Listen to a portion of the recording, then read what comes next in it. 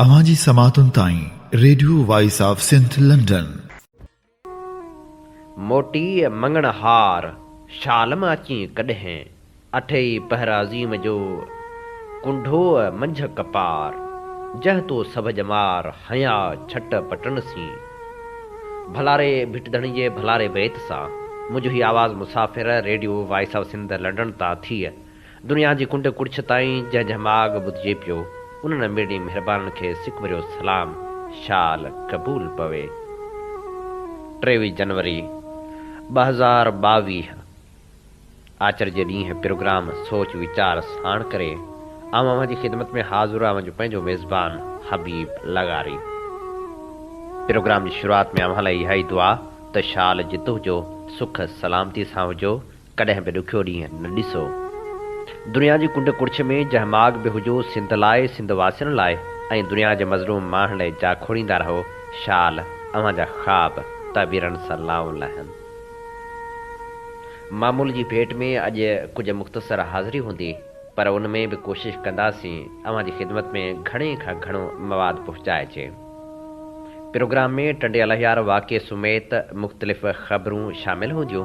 उन सां गॾोगॾु असीं नामियारे क़ौमप्रस्त अॻवान अली हसन चांडियो जी सालगिरह जे मौक़े ते खेसि भेटा पेश कंदासीं जॾहिं त सिंध जे मुख़्तलिफ़ शहरनि में थींदड़ अदबी मेड़ाकनि जा अहवाल पिणु शामिल हूंदा। प्रोग्राम में हाणे शामिल करियूं था ख़बरूं।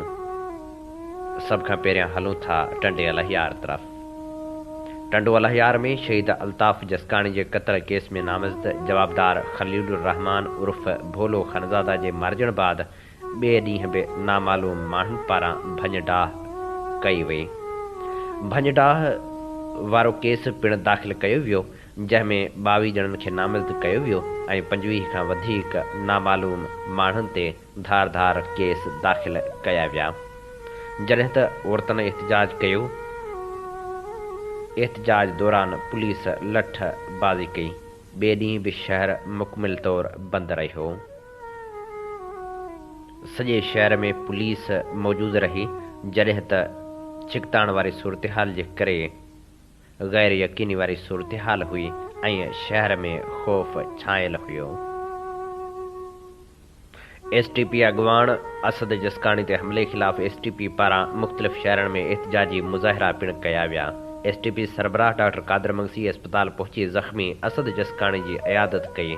उन मौक़े ते हुन चयो त भोलो खनज़ादो दहशतगर्द हो।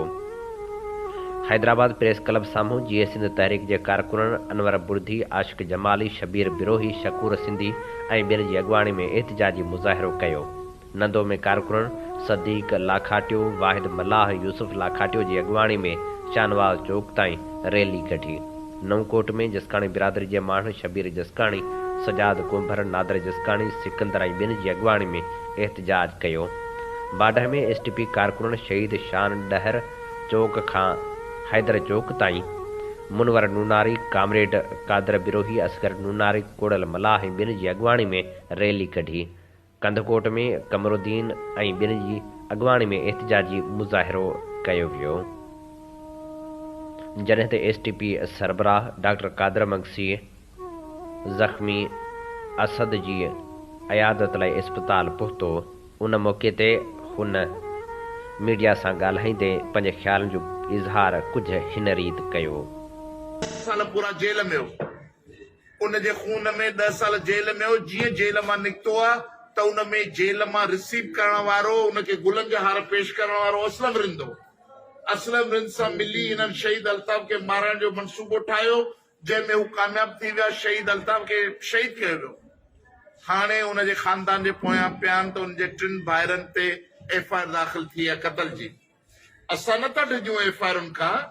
अल्ताफ़ जी वालदा जीअरीअ जंहिं गैरतमंद पुट ॼणिया आहिनि उहा पंहिंजे नंगनि ऐं दंगनि जे हिफ़ाज़त लाइ वेठी आहे। उनजी न्याणी विंझार 12 सालनि जी न्याणी वेठी आहे। ऐं छा ही असद जसकाणी एतिरा बेसहारा ऐं यतीम थी विया आहिनि। सिंध जा करोड़ा इंसान 5 करोड़ इंसान वेठा आहिनि पर तरक़ी पसंद पार्टी जा 5 लख गैरतमंद कारकुन वेठा आहिनि जेके उनजे बचे जी हिफ़ाज़त कंदा, जेके धमकियूं ॾियनि था त असीं अल्ताफ़ जे घर में घिड़ी हमिलो कंदासीं। घर त परे थियो, तव्हां घटी त टपी ॾेखारियो, 2 ॾींहं थी विया तो एॾा मुड़ुस माण्हू घटी त टपो। बदमाशी ऐं गुंडागर्दी न हलण ॾींदासीं, बंदि कयो। हू दहशतगर्द हुआ, खलील भोलू दहशतगर्द हो ऐं दहशतगर्द थी मरी वियो। इन करे तव्हां वञी तहक़ीक़ात करियो उन्हनि जी। असांजो इन खून सां सिधे तरह तरक़ी पसंद पार्टी जो ऐं असद जिस्काणी को तालुक कोन्हे। ऐं जॾहिं असां हेॾे वॾे वाक़िए ते कंहिंखे चमाट कोन हुई, काल्ह सॼो टंडियाला जो शहर बाहि में सड़ियल हो। उन्हनि त दहशतगर्द ज़ाहिर करे छॾी त दहशतगर्द केरु आहिनि, पुरमन सियासी पार्टी केरु आहे। त इन जे करे इहा कंहिं क़िस्म जी गुंडागर्दी कान हलंदी। ऐं मां उन्हनि खे बि ॿुधाइण थो चाहियां जेके सिंधी हिननि जा इतादी आहिनि। शहीद अल्ताफ शहीद थो थिए, उन वक़्तु उन्हनि खे लसानी झगड़नि जी बू न थिए आई त हिकिड़ी पार्टी जो वाइस चेयरमैन मारियो वियो आहे ऐं लसानी टोले मारियो आहे। उन वक़्तु उन्हनि खे न थिए आई, कंहिं अहिड़े क़िस्म जी मज़मत कोन कई, ख़ुसूसी गुडियो बयान जारी न कयूं। ऐं कराची में रोज़ सिंधी चूंडे मुख़्तलिफ़ नस्ल परस्त टोला नौजवान खे शहीद कनि पिया, उते उनखे नस्ली फसाद कोन आयो। पर जेकॾहिं को हिकिड़ो दहशतगर्द मारियो थो वञे त उन्हनि सभिनी जे घरनि में मातम जी सिफ़त ई विछे त बाबा ही लसन जहिड़ा। अरे बाबा कॾहिं 48 गुज़रण खां पोइ कंहिंखे चमाट लॻी आहे? जो तव्हीं आया आहियो वॾा चैंपियन सिंधिया मुहाफ़िज़, भाड़ियनि जा पुट आहियो, दलालनि जा पुट आहियो। तव्हीं हर वक़्तु तव्हां गैरतमंदी ऐं कंहिं चङे कम जे ख़िलाफ़ तव्हां सरकारी दलालती बीठा हूंदा आहियो। नाम्यारो अॻवान ऐं लेखक पुनहल सारियो लिखे थो त अल्ताफ़ जसकाणी जो क़त्ल कंहिं बि सूरत में लसानी फसाद जो नतीजो न हो। रिंदनि जे झेड़े में भोलो ख़ानज़ादो वाठे ऐं विंगारू तौरु शरीक हो। उन्ही करे असीं सम्झूं था त अल्ताफ़ जसकाणी जे सफ़ा क़ातिल जो मौत बि लसानी फसाद कोन्हे। कल्ह टंडो अलहयार जी अदालत में जेका ड्रामेबाज़ी कई वई, उन जा पेरा भोलो ख़ानज़ादे जी 11 तारीख़ ते कयल प्रेस कॉन्फ्रेंस ऐं कोर्ट में भोलो सां गॾायल माण्हुनि जे हेठि ॾिनल फोटू में फायरिंग कंदड़ हथियार बंदनि खां खणण जी ज़रूरत आहे। जिन जदीद हथियारनि जा मुंहुं खोले कोर्ट जे अहाते में दहशत ऐं वहशत फहिलाई। वाक़ई खां पोइ MQM जे MPA जो टंडे अलहयार पहुचण, उतां जी अस्पताल ते कब्ज़ो करे असद जसकाणी ते ॿीहर हमले जो प्लान जोड़ण वरी शहर खे ताराज करण मां महसूस थो थिए त ही हिकु ख़तरनाक साज़िश हुई। उन्हनि वॾी खूनरेज़ी जो मनसूबो जोड़ियो हो, नस्ल परस्ती जी बाह जा शोला भड़काया, जंहिंखे टंडो अलहयार जे उन्हनि नौजवाननि नाकाम कयो जिन सीना ताणे असद जसकाणी खे टंडो अलहयार खां हैदराबाद पहुचायो। उन्ही में को बि शक कोन्हे त अल्ताफ़ जसकाणी जी शहादत खां काल्होकी खूनरेज़ी वारे वाक़िए ताईं टंडो अलहयार वासियुनि ऐं बाशऊर साथियुनि वॾे पैमाने ते साहिब ऐं रवादारी जो ख़ूबसूरत मिसाल क़ाइमु करे वरितो आहे। अल्ताफ़ जसकाणी जी शहादत जी चालीहे ते हज़ारे माण्हू सिंधी कुंड कुड़िछ मां अची गॾु थिया, पर हिकु पथर बि कातिलनि ते न उछलियो वियो। उन मां साफ़ ज़ाहिर ऐं इहा चिटी ॻाल्हि आहे त अल्ताफ़ जसकाणी जे घर ऐं संस पार्टी कतई हिन मामले खे नस्ली ऐं लसानी रंग न ॾिनो, पर भोलो ऐं उनजी पार्टी पहिरें ॾींहं खां हिन मामले खे लसानी बुनियाद ॾियण जी कोशिशि कई। उन्ही करे काल्होके वाक़िए खे असद जसकाणी ते महण ऐं नस्ली जंग जी वावेला अल्ताफ़ जसकाणी जे खून सां नाइंसाफ़ी आहे।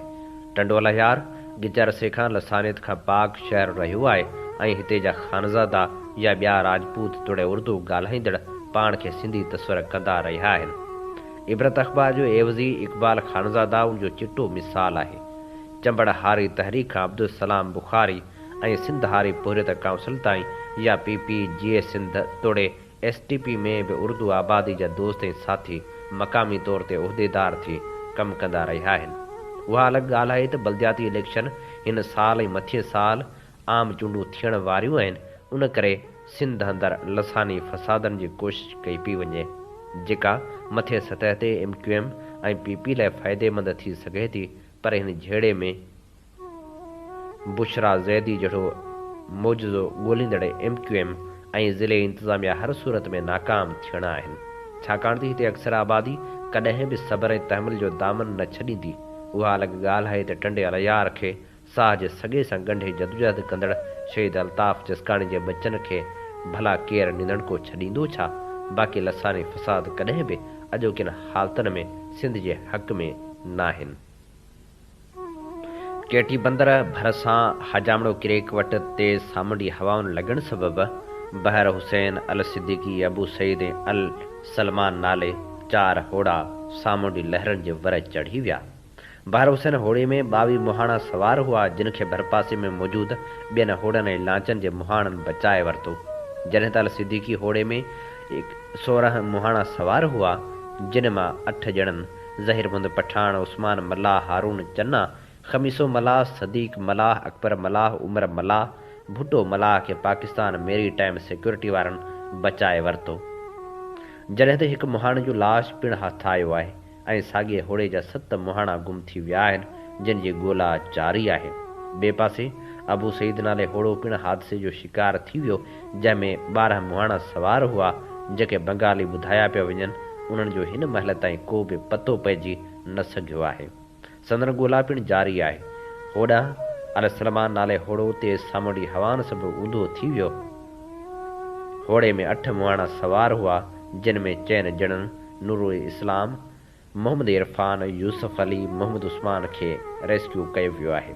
जॾहिं त 4 मुहाणा अब्दुर्रहमान, मोहम्मद कामरान, मोहम्मद रफ़ीक, मोहम्मद सलेमान अञा गुम आहिनि, जिन जी ॻोल्हा कई पई वञे। 3 होड़नि में सवार मुहाणा 10 खां 15 ॾींहं अॻु समुंड में विया हुआ। 2 होड़नि में 16 ऐं 1 होड़े में 6 मुहाणा सवार हुआ, जिन मां 20 खां वधीक मुहाणनि खे बचायो वियो आहे। इंतज़ामिया जो चवणु आहे त लापता मुहाणनि जी ॻोल्हा जारी आहे। सामुंडी हदनि में तूफ़ानी हवाऊं लॻण सबबि रेस्क्यू ऑपरेशन में ॾुखियायूं पेश अची रहियूं आहिनि। ओबावड़े पुलिस कार्रवाई करे 11 ॾींहं अॻु अगवा थियल 2.5 सालनि जे ॿारड़े खे बाज़ियाब कराए वरितो आहे। 11 ॾींहं अॻु अगवा थियल अब्दुल अहद भट्टी खे धाड़ियलनि जी क़ैद मां बाज़ियाब करायो वियो आहे, जॾहिं त मुख्य जवाबदार समेत 2 जवाबदारनि खे हथियारनि समेत गिरफ़्तार करण जी दावा कई वई आहे। होॾां इहे बि चौबोल आहिनि त इलाइक़े जी मौजूद शख़्सियत जी कोशिश सां ॿारड़े जी बाज़ियाबी मुमकिन बणिजी सघी आहे। सिंध जे ॿेले खाते भंडार ऐं डिंगी ॿेटनि खे सिंध सूबे जी मिल्कियत करार ॾेई छॾियो आहे ऐं सूबाई काबीना जी मंज़ूरी खां पोइ सिंध हुकूमत पंहिंजे मिल्कियत जे हवाले सां नोटिफिकेशन जारी कंदी। ॿेटनि जे मामले ते सिंध जे ॿेले खाते वॾे वज़ीर खे समरी मोकिले छॾी आहे, जंहिंमें चयो वियो आहे त ॿेटनि जा इलाइक़ा 1958 एक्ट तहत प्रोटेक्टिव फॉरेस्ट करार ॾिना विया हुआ। 2 ॿेट सिंध जे ॿेले खाते जी मिल्कियत ऐं इंडस डेल्टा जो हिसो आहिनि, जिन ते पोर्ट एंड शिपिंग या वफ़ाक़ जो को हक़ नाहे। समरी में चयो वियो आहे त 1958 जे हिफ़ाज़ती ॿेले एक्ट खे रीनोटिफाई कयो वञे। हाणे ज़रूरत इन ॻाल्हि जी आहे त इन्हनि ॿेटनि जे बचाव लाइ के क़दम बि खयां वञनि। हूं बि ॾिठो वियो आहे त अक्सर ॿेले खाते जे ज़मीननि ते कब्ज़ा थी वेंदा आहिनि। किथे ईअं न थिए जो हिकु भेरो ॿीहर सिंध हुकूमत वरी ॿेटनि जा सौदा करे छॾे। शाह लतीफ़ यूनिवर्सिटी खैरपुर जे गेट तां IR शोबे जी शागिर्दाणी कनीज़ फातिमा सुमरो खे अगवा करण जी कोशिश कई वई, जॾहिं त 3 जवाबदारनि अगवा जी कोशिश कई। उन दौरान शागिर्दाणी रड़ियूं कयूं, जंहिं बाद गेट ते मौजूद पुलिस एहलकारनि, सिक्योरिटी गार्डनि ऐं शागिर्दनि पहुची शागिर्दाणी खे अगवा थियण खां बचाए वरितो।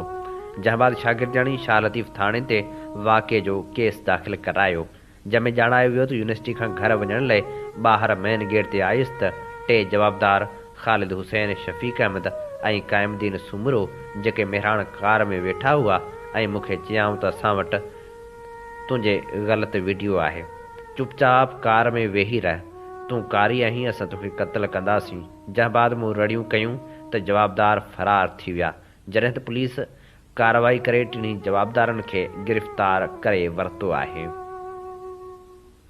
मेहड़ वाक़े में सरदार चांडियो ऐं 2 जी ज़मानत वारो फ़ैसिलो महफ़ूज़ कयो वियो आहे। दादू जी अदालत मेहड़ वाक़े वारे केस जी ॿुधणी कई, जॾहिं त इल्ज़ाम हेठि आयल PPMPA सरदार अहमद चांडियो, बुरहान चांडियो अदालत में पेश थिया। उमेर अबाब चांडियो पिणु पेश थी। उन मौक़े ते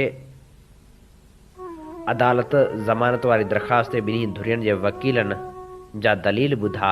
दलील मुकमिल थियण बाद अदालत 4 फरवरी ताईं ॿुधणी मुलतवी करे छॾी। अदालत ॿाहिरां मीडिया सां ॻाल्हाईंदे उमेर अबाब चांडियो चयो त अदालत में वकीलनि जा दलील मुकमिल थिया आहिनि। अदालत 4 फेबरवरी ताईं फ़ैसिलो महफ़ूज़ कयो आहे। अलाह जी ज़ात ऐं अदलिया मां इंसाफ़ जी उमेदु आहे त सरदारनि जी ज़मानत रद्द थींदी। हुन चयो त असांजा 2 खून थिया आहिनि। असां हिते इंसाफ़ लाइ अचूं था। असांखे डिॼारण ऐं धमकाइण जी कोशिशि कनि था, पर असां डिॼण वारा न आहियूं। असांजे आवाज़ खे ख़ामोश नथा करे सघनि। असांजो आवाज़ जागीरदाराणे निज़ाम जे ख़िलाफ़ु आहे।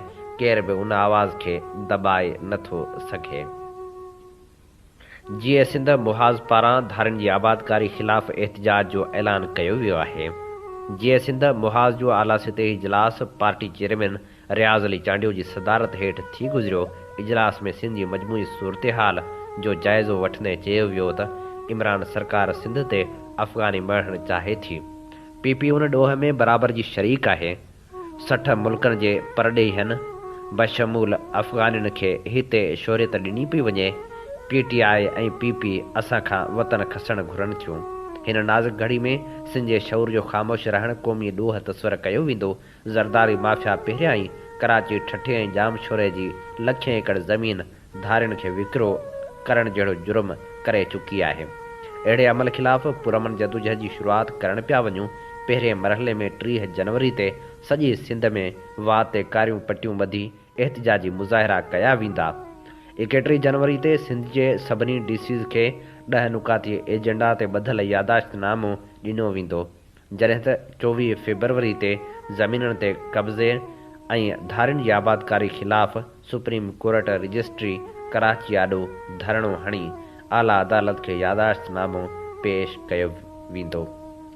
इजलास में टंडोला हयार वाक़े जो जाइज़ो वठंदे चयो वियो त तशदुद वारनि वाक़ियुनि ते पुलिस कंट्रोल करण में नाकाम रही सॼो शहर ख़ौफ़ में वरतल हो ऐं सड़ंदो रहियो। अल्ताफ़ जसकाणी क़ौमी कारकुन हो। उन जी शहादत ते एहतिजाजनि सॼो शहर बंदि त थियो हो, पर को बि तशदुद जो वाक़ियो न थियो हो। MQM ऐं PP हिन वाक़े खे बल्दियाती चूंडनि खटण लाइ नस्ली फ़साद कराइणु चाहिनि थियूं। जीअं सिंध जा मुस्तक़िल शहरी हिकु दफ़ो ॿीहर क़तलाम जे वर चढ़नि, जंहिंजी असीं मज़मत करियूं था। हिननि वाक़ियुनि जी इंसाफ़ भरी जांच थियणु घुरिजे। कराची जी दहशतगर्दी जे अंत वारी अदालत में बहरिया टाउन केस जी ॿुधणी थी, जिते जस्कम चेयरमैन सनान खान कुरैशी, मरकज़ी इंफॉर्मेशन सेक्रेटरी दीदार शाम जसाफ जो मरकज़ी चीफ ऑर्गेनाइज़र अशरफ कलहुड़ो, आसिफ रज़ा मंगसी, डॉक्टर रियाज़ मीराणी, अज़ीज़ुर रहमान शेख, रविश जोयो ऐं ॿिया पेश थिया। जॾहिं त अदालत केस जी ॿुधणी 19 फेबरवरी ताईं मुलतवी करे छॾी। उन मौक़े ते मीडिया सां ॻाल्हाईंदे जस्कम चेयरमैन सनान खान कुरैशी चयो त सिंध अमड़ सां मोहबत जे ॾोह में इन साइड ETC कोर्टनि में केसनि खे मुंहुं ॾेई रहिया आहियूं। हुन चयो त ETC में ख़तरनाक ॾोहारियुनि जा केस हलाया वेंदा आहिनि, पर हिते सिंध अमड़ सां मोहबत जे ॾोह में पुरमन सियासी अॻवाननि ऐं कारकुननि जा केस हलाया वञनि था, जेका सिंध जी मालिकी ऐं वारसी तां हथ खणाइण जी कोशिशि आहे। पर सिंध जे वजूद जी सलामती लाइ जदोजहद कंदा रहंदासीं। टंडोला हयार वारी सूरतहाल ते जस्कम चेयरमैन सनान खान कुरैशी चयो त टंडोला हयार जी सूरतहाल ॻणती जोगी आहे। ज़िले इंतज़ामिया बेवस नज़र अचे पई। पुरमन शहरनि जी मिल्कियत खे नुक़सानु पहुचाइण जो सिलसिलो बंदि कयो वञे। सिंध सरकार खे टंडोला हयार जी सूरतहाल खे मामूल ते आणण लाइ शहर जो पुरमन माहौल ख़राब कंदड़ माण्हुनि खे गिरफ़्तार करणु घुरिजे। कंहिं बि वाक़े खे जवाज़ बणाए सिंध में लसाने जी बाहि खे हथी नथी ॾेई सघिजे। शहर में पैदा थियल छिकताण खे फ़क़्ति क़ानूनी तौर ते मुंहुं ॾेई सघिजे थो। शहर में कंहिं बि जानी या माली नुक़सान जी ज़िम्मेवार सिंध सरकार हूंदी। तंहिं करे सरकार लापरवाही ख़तमु करे टंडोला हयार जे माहौल खे बहितर बणाइण लाइ क़दम खणे। अवामी तहरीक जे मरकज़ी सदर डॉक्टर रसूल बशीर ख़ासकेली, मरकज़ी नायब सदर एडवोकेट सजाद अहमद चांडियो, मरकज़ी अॻवान अब्दुर्रहमान समो ऐं अब्दुल्ला ॿपड़ पंहिंजे गलियल प्रेस बयान में चयो आहे त सिंध में दहशतगर्दी फैलाए सिंध जो अमन तबाह करण जी साज़िश रथी वई आहे। कुझु ॾींहं अॻु सिंध हुकूमत खे रेंजर्स वार्निंग जारी कई हुई त सिंध जे मुख़्तलिफ़ शहरनि में दहशतगर्दी जा ख़तरा आहिनि, पर सिंध हुकूमत उन दहशतगर्दी खे रोकण लाइ के बि उपाउ न वरिता। नतीजे में सिंध जा मुख़्तलिफ़ शहर दहशतगर्दनि जे घेरे में अची विया आहिनि। अॻवान चयो त सिंध में परॾेही दहशतगर्द घुराए लतीफ़ सचल सामी सूफ़ी शाह इनायत जहिड़नि अमन पसंद माण्हुनि जी धरती खे लसानी मज़हबी वॻोड़नि जो गढ़ बणायो वियो आहे। हुन चयो त वफ़ाक़ ऐं सिंध हुकूमत अदालती हुकमनि जी भञकड़ी करे सिंध जे अमन खे दाव ते लॻाए छॾियो आहे। सिंध हुकूमत जी अवाम दुश्मन पॉलिसियुनि सबबि सिंध में बदअमनी थी आहे। मोहबत देरो भरिसां हथियारबंदनि हमिलो करे चौकीदार खे क़तल करे छॾियो। फराज़ डहरा जी लांढी ते हथियारबंदनि हमिलो करे संसद चौकीदार अनीस चना खे ख़तम करे छॾियो। कुनरी में नारी सां मुबैना ज़्यादती, पुलिस ख़िलाफ़ वारसनि एहतिजाजी मुज़ाहिरो कयो। डेगो फार्म ॻोठ हाराली भट्टीअ जे रहवासियुनि औरतनि ऐं मर्दनि एहतिजाजी मुज़ाहिरो कयो। उन मौक़े ते हुननि चयो त असांजी नारी बनी में मिर्चनि जी चूंडाई करे रही हुई त हिकु जवाबदार ज़ुल्म कयो। मुतासिर नारी जे रड़ियुनि ते संस मुड़ुस ऐं ॿिया माण्हू पहुता त जवाबदार फरार थी विया। हुननि मुतालबो कयो त जवाबदारनि खे फौरी तौर गिरफ़्तार कयो वञे।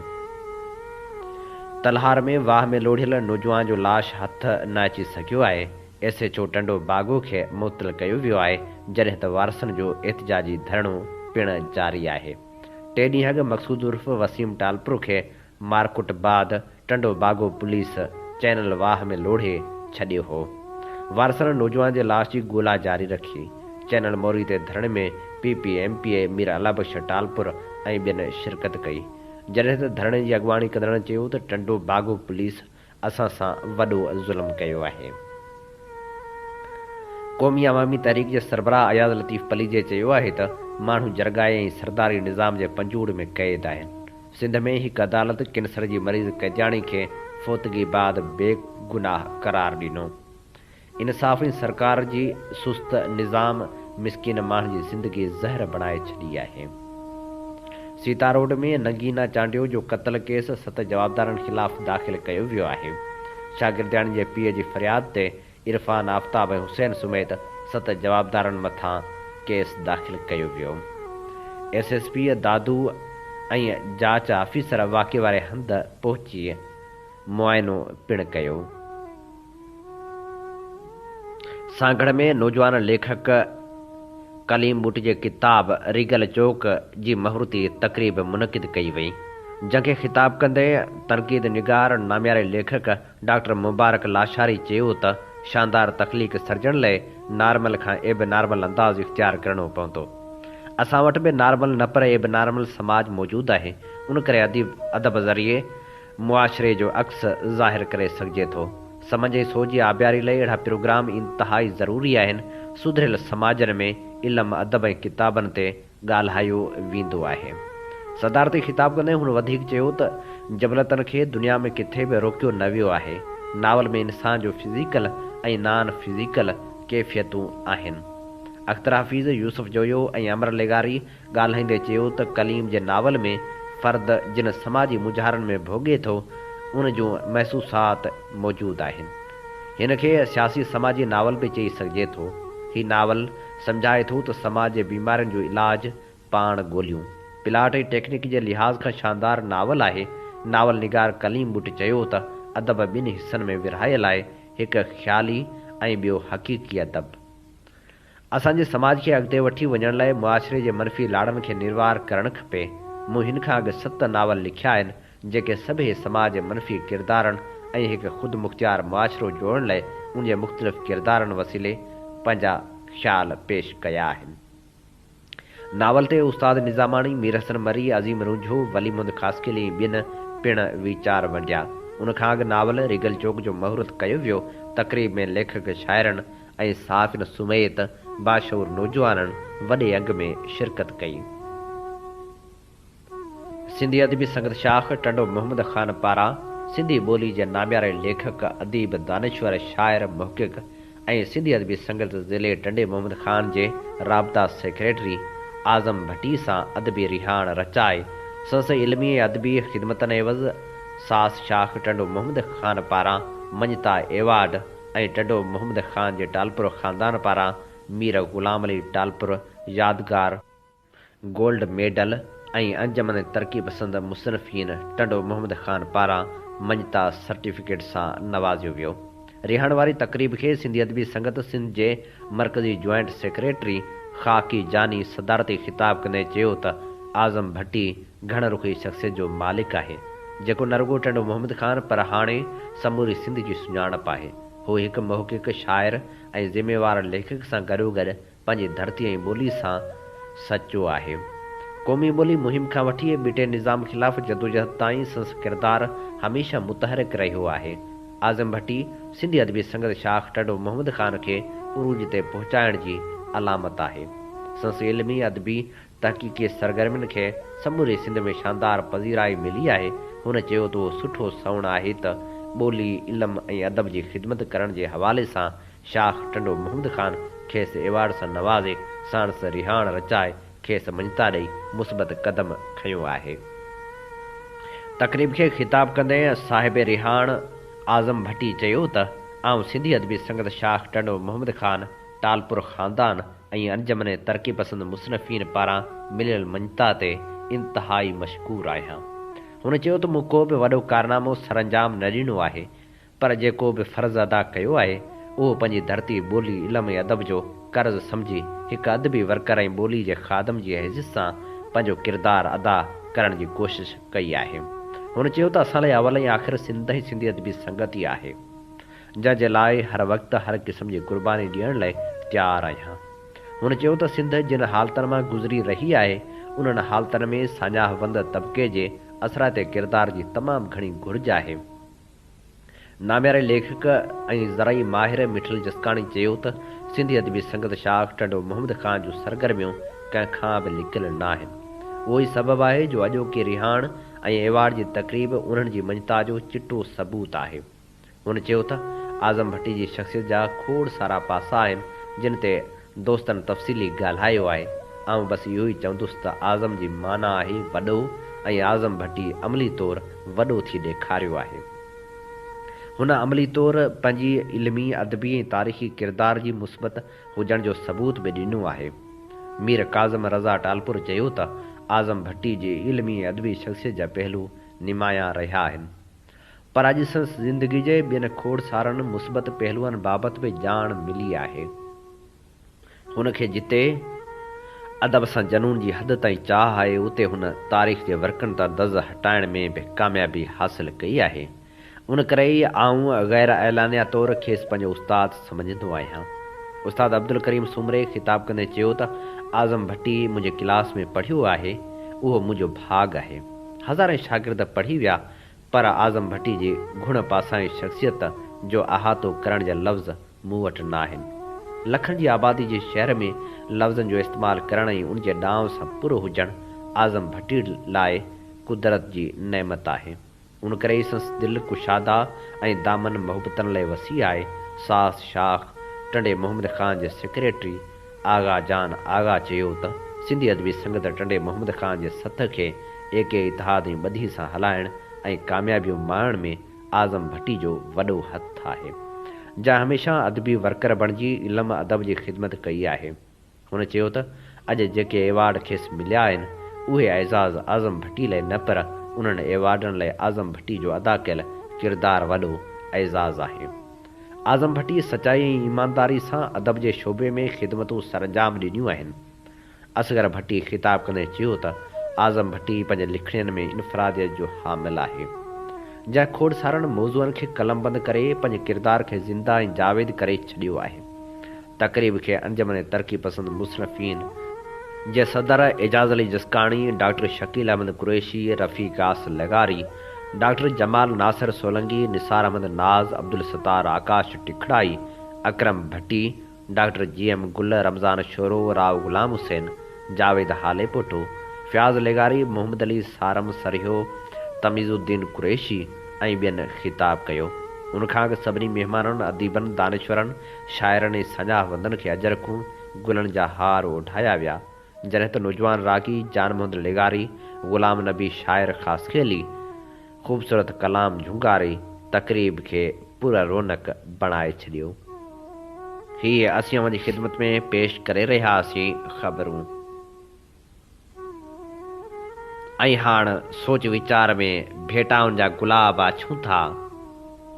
सिंध जे सिपाही ऐं क़ौमप्रस्त अॻवान अली हसन चांडियो खे असीं खेसि संसद जनम ॾींहं जे हवाले सां भेटा पेश करण लाइ जंहिं मज़मून जी चूंड कई आहे उन मज़मून जो लेखक आहे मखदूम शम्स।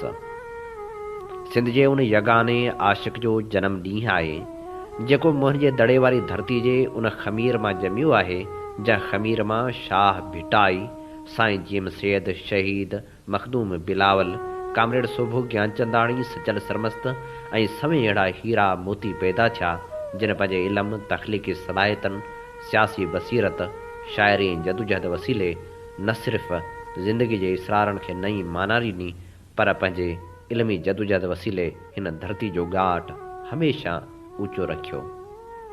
अली हसन चांडियो 22 जनवरी 1943 ते ज़िले नवाब शाह जे शहर दौड़ भर सां पैदा थियो। शुरूआती तालीम हुन दौड़ जे primary school inter government Sachal college Nawabshah ऐं बाद में masters international relations Sindh university मां पास कयाई।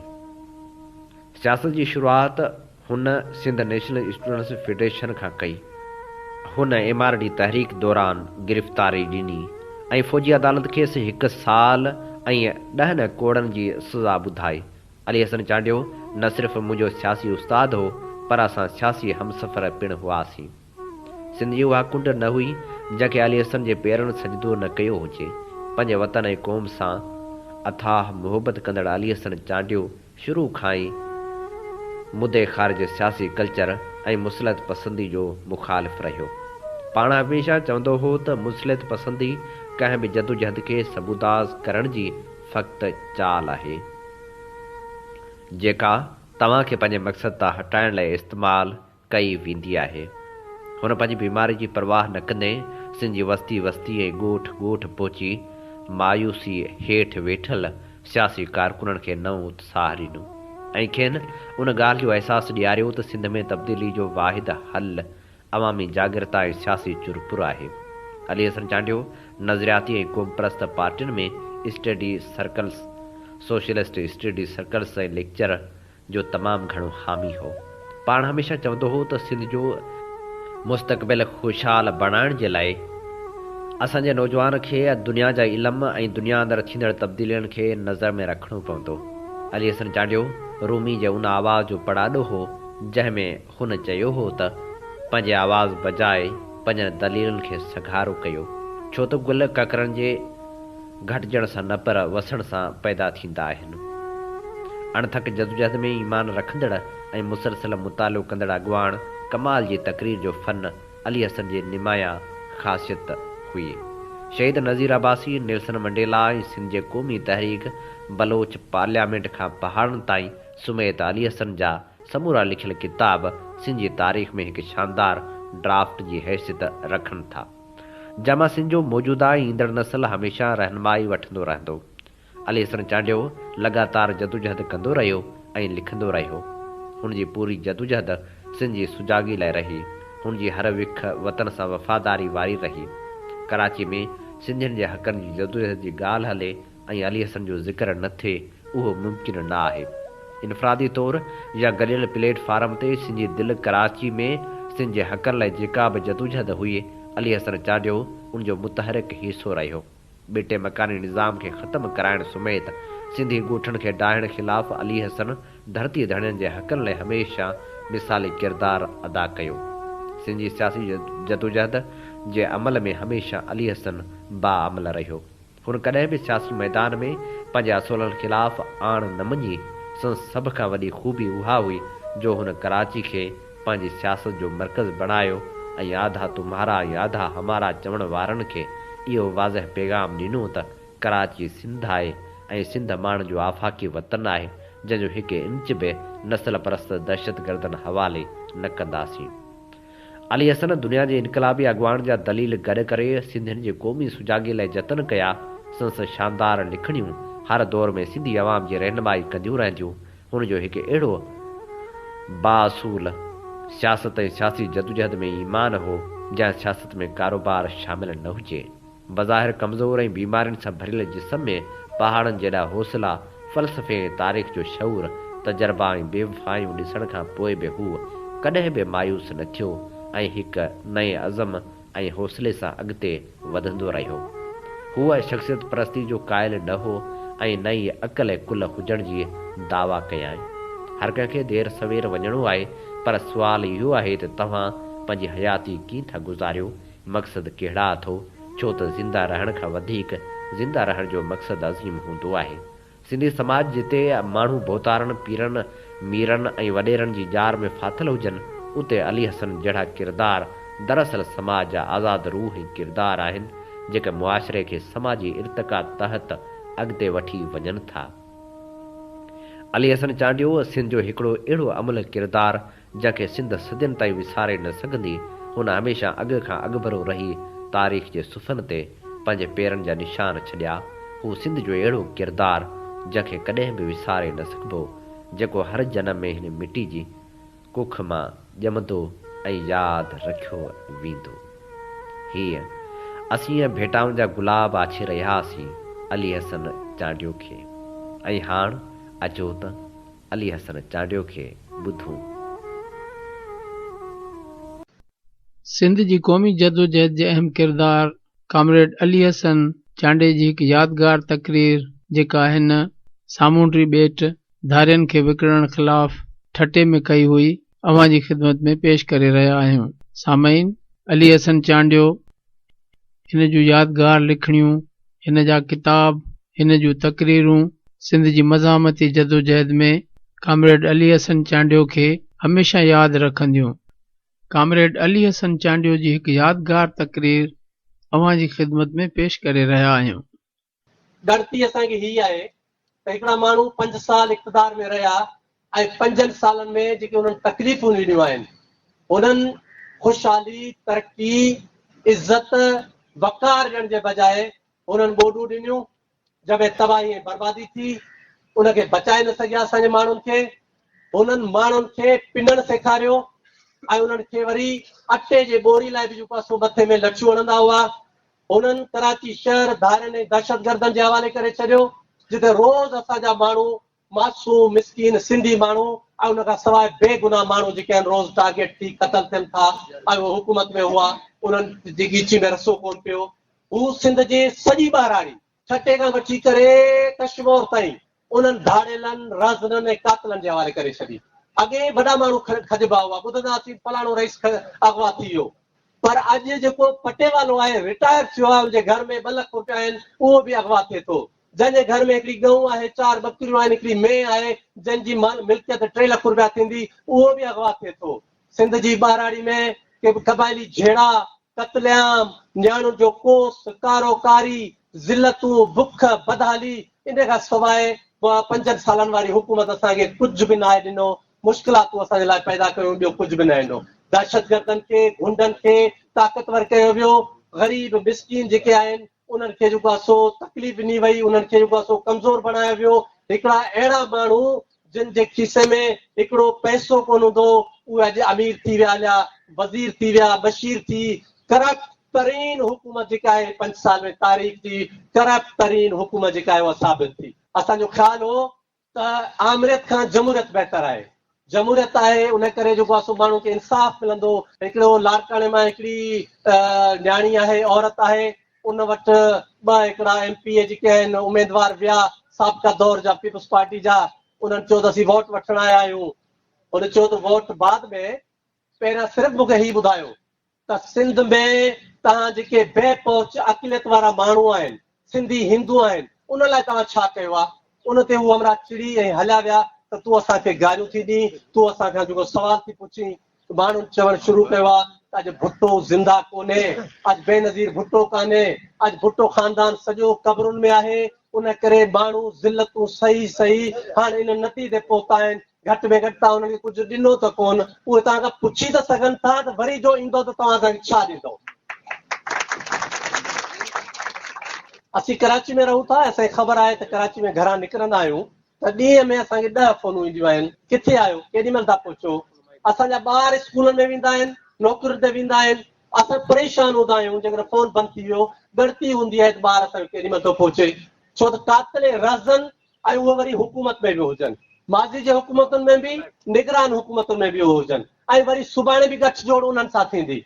सिंध दुश्मनी त जा रिकॉर्ड जिन काइम कया, जिन सिंध वेराई, जेके हिननि वॾा वॾा तोहफ़ा ॾिना, उनमें तकरारी निज़ाम आणे सिंध खे वेराइण जी कोशिशि कई ऐं सॼी सिंध में गैरतमंद माण्हुनि मज़ामत करे घटि में घटि 4 कारकुन जेके आहिनि उनमें शहीद थिया, हज़ारे गिरफ़्तार थिया, लठियूं खाधियूंसीं, जेलनि में वियासीं, तकलीफ़ूं सचियूंसीं। मुंहिंजो ख़्यालु आहे हिते वेठल जेके माण्हू आहियूं सभु उन्हनि गैरतमंदनि मंझायूं, हिमत ऐं धरती धणी मायूं जेके हिन तकरार निज़ाम जे ख़िलाफ़ जदोजहद में हुआसीं। ॿियो वॾे में वॾो असांखे जेको तोहफ़ो ॾिनो अथनि उहो कहिड़ो आहे? उहो आहे ज़ुल्फ़कार आबाद। ऐं सिर्फ़ु 5 मिंटनि में ज़ुल्फ़कार आबाद खे तफ़सील ॿुधायां। 1947 में बि कराची सिंधियुनि जो शहर हो, पोर्ट ठहियो, सनती ज़ोन ठहियो ऐं पोइ सॼी दुनिया मां धारिया आया। ठीकु आहे, जिते तरक़ी थींदी आहे धारिया ईंदा आहिनि, पर उनजो सिस्टम आहे जीअं पाण खे दुबई में जेको दाख़िल थींदा आहियूं, अरब थोरा आहिनि जिन जो वतन आहे, धारिया तमामु घणा आहिनि, पर न उहे वोट विझनि था, न इलेक्शन में हिसो वठनि था, न उन्हनि जो शनाती कार्ड ठहे थो, न मिल्कियत ख़रीद करण जो हक़ आहे। उन करे अरबनि खे ख़तरो ई कोन्हे त उन्हनि जी क़ौम का अक़लियत में तब्दील थी वेंदी या दुबई ते को अची बंगाली बिहारी या को पाकिस्तानी अची कब्ज़ो करे वेंदो। हीअ असांजी कराची इन तरक़ी ऐं ख़ुशहाली जे नाले में 2.25 करोड़ जेके धारिया अची विया, अलाए किथां किथां जूं बलाऊं, उन्हनि सॼो कराची जे सनत ते बि कब्ज़ो करे वरितो, रोज़गार ते कब्ज़ो करे वरितो, शहरनि ते कब्ज़ो करे वरितो, पोइ बंदूक जे ज़ोर ते वरी वोट ते कब्ज़ो करे वरितो। हाणे असीं निधड़कनि वांगुरु ऐं जेको आहे सो कुंडू पासा वठंदा था वठूं। ज़ुल्फ़कार आबाद जो प्लान बि हिन 5 साल हुकूमत ॾिनो आहे ऐं उनमें हू चवनि था त छठे ज़िले जे 4 तालुकनि में असीं जेको आहे ज़ुल्फ़कार आबाद ठाहींदासीं ऐं उते तरक़ी थींदी, ख़ुशहाली थींदी, पुलियूं ठहंदियूं, धंधारी ते पुल ठहंदी, माण्हुनि जूं तकलीफ़ूं दूर थींदियूं, तकड़ा रोड ठहंदा ऐं सनत ठहंदी, ज़ुनती ज़ोन ठहंदो ऐं पोइ सॼी दुनिया ईंदी त बाबा 15 सालनि में 1 करोड़ खां मथे जेको आहे उते माण्हू अची वेंदा। हाणे मूंखे ॿुधायो, मूं वटि जेके अंग अखर आहिनि त ठटे डिस्ट्रिक्ट जी सॼे ज़िले जी आबादी 18 लख जे लॻभॻि आहे ऐं रुगो 4 तालुकनि में 1 करोड़ माण्हू अची वञनि त ठटे जा माण्हू जेके आहिनि उहे अक़लियत में रहंदा या अक्सरियत में रहंदा। छा थींदो?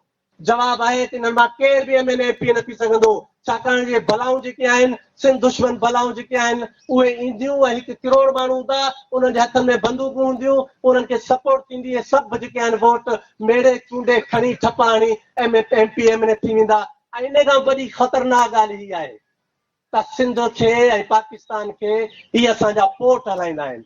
कराची जो पोर्ट हलाईंदो आहे 70 सैकड़ो।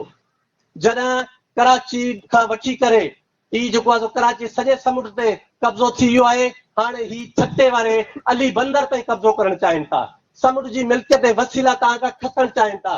होॾां पोइ कालाबाग डैम जो ठाहे विझे पंजाब में, पाणी बंदि, ज़मीनूं तबाह बर्बाद ऐं सिम ऐं कलर जे रुख चढ़ी वञनि, हिते ई समुंड तां कब्ज़ो थी वञे, बाक़ी पाण छा कंदासीं? रिढूं बकरियूं चाढ़ण खां सवाइ पाण वटि ॿियो कुझु बचंदो छा? ग़ुलामी खां सवाइ ॿियो कुझु पाण वटि बचंदो छा? ऐं उन ज़ुल्फ़कार आबाद जे ख़िलाफ़ हर गैरतमंद माण्हू, बशीर खान शहीद अॼु कोन्हे, उन शुरूआत कई, असां उन सां गॾिजी एहतिजाज कयोसीं, उन जे काफ़िले खे पोइ ॿियनि साथियुनि कयो।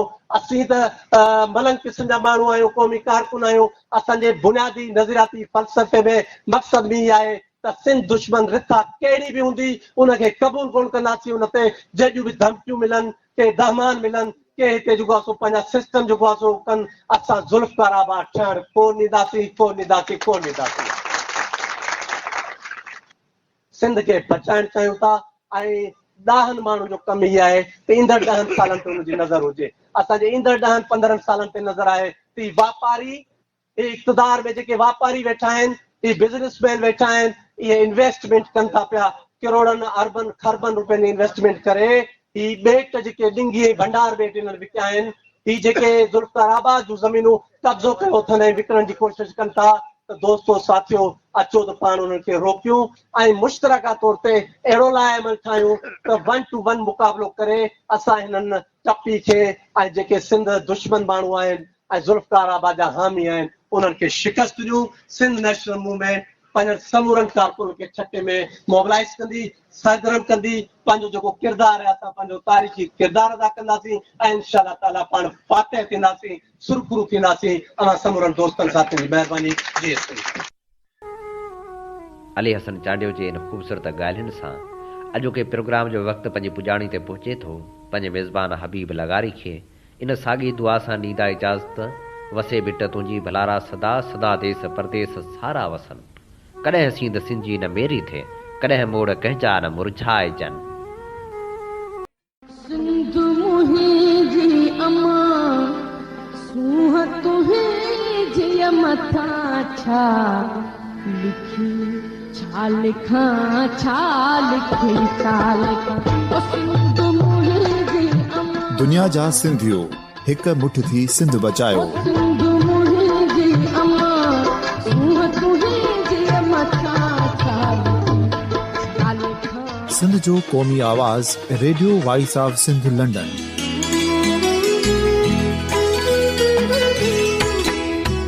Radio voice of Sindh London पंहिंजी नशरियात में सिंध जी सियासत, समाज, इक़्तिसादियात, तारीख़, क़ौमी उमंगुनि ऐं इख़्लाक़ियात मुतलिक़ सिंध जी हक़ीक़ी तर्जुमानी कंदे प्रोग्रामनि खे असराइतो बणाइण लाइ सिंध जे घण घुरनि ऐं धरतीअ सां प्यार कंदड़ अदीबनि, दानिश्वरनि, सहाफ़ियुनि, उस्तादनि, वकीलनि ऐं हर तबिके जे मानवारनि सजणनि खे सिंध में शऊरी इनकलाब लाइ सहकार जो सॾु ॾियूं था।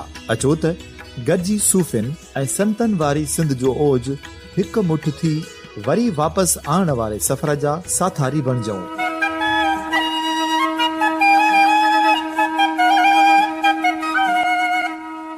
हिक नए सुबुह जी शुरूआत जो पड़ाॾो घर घर, ॻोठ ॻोठ ऐं शहर शहर ताईं पहुचायो। शाल सिंध आबाद ऐं ख़ुशहाल थिए, सिंधी माण्हू सुखियो ऐं सताबो थिए।